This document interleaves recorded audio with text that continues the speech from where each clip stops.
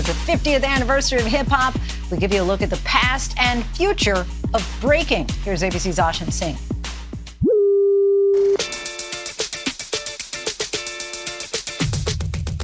In the South Bronx in the 1970s, a new kind of dance was emerging. Anyone could do it, and it didn't require much, besides maybe a piece of cardboard. Breaks in between songs gave dancers a chance to show up and show off. It's called breaking, and don't call it breakdancing. Breaking is a term that they've developed too. It was b-boying. You know, b-boys to me meant breakers, boogie boys, Bronx boys.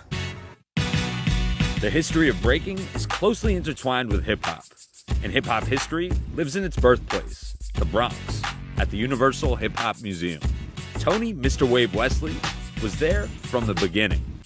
It was a concrete jungle, that's what it was. And so just think about it, all of a sudden, thousands of kids learn these magnificent tools. You've never been to school for music, you've never been to dance school, you're not an artist. But despite not being an artist in the traditional sense, Tony eventually got noticed by a dance group called the NYC Breakers. And the rest is history. What did that mean back then to get a shot at being in the New York City Breakers? We couldn't walk the streets. The kids were so empowered and they just wanted to be around us, and we gave them that. I danced so much, 20, 30 times a day, every time I walked, you know, because of the film Beach Street, and then we did Soul Train. Good Morning America. That running dialogue to a steady beat is called rap music. And the mechanical kind of dancing is known as electric boogie. Both originated on the city streets of our country. Yo! At what point did you realize this is bigger than the Bronx?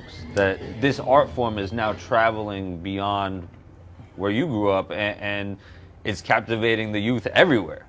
The first show, because it made me see there's something bigger than the Bronx. Mm-hmm. So the first show was massive for me. But Harry Belafonte, who you have to give praise to, he was the catalyst when he did the movie Beach Street. Stop, look, and listen, and check this out. Beach Street. Beach Street. So the evolution is what you're seeing. And this evolution is caused by cameras, film, YouTube. But you know, it's evolving so much that the Olympics had to take a look at it. At next year's Summer Olympics in Paris, for the first time ever, breakers from all over the world will compete for the gold medal. The challenge for them in the Olympics is to be able to score.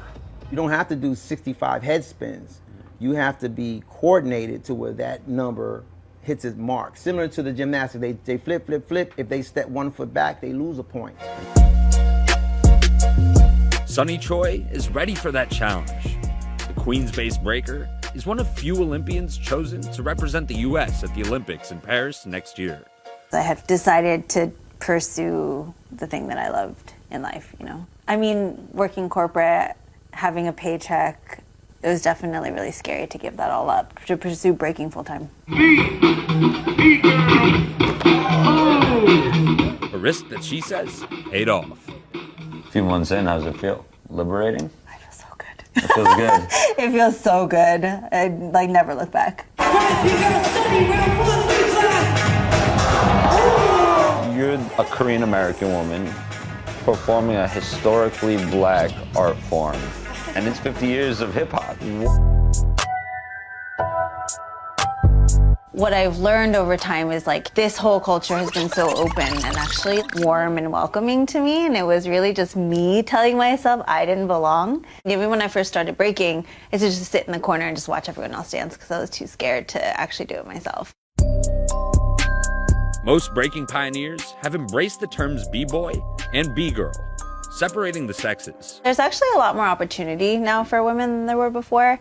There were always women in the scene, but it's like so many of them people didn't really talk about, or they're kind of in the background. I just feel like hopefully with everything that the Olympics brings in terms of exposure and money, that also funnels back into the community. Because if you know the history, then you can take that and really move the art form in a direction that feels true, as opposed to not knowing the history and then doing whatever you want with it. History that was made by an OG like Tony and will continue to live on in this museum. The museum will inspire them to look backwards and see what we've done. I mean, I don't think anybody else will be able to dance with 3 presidents like I did.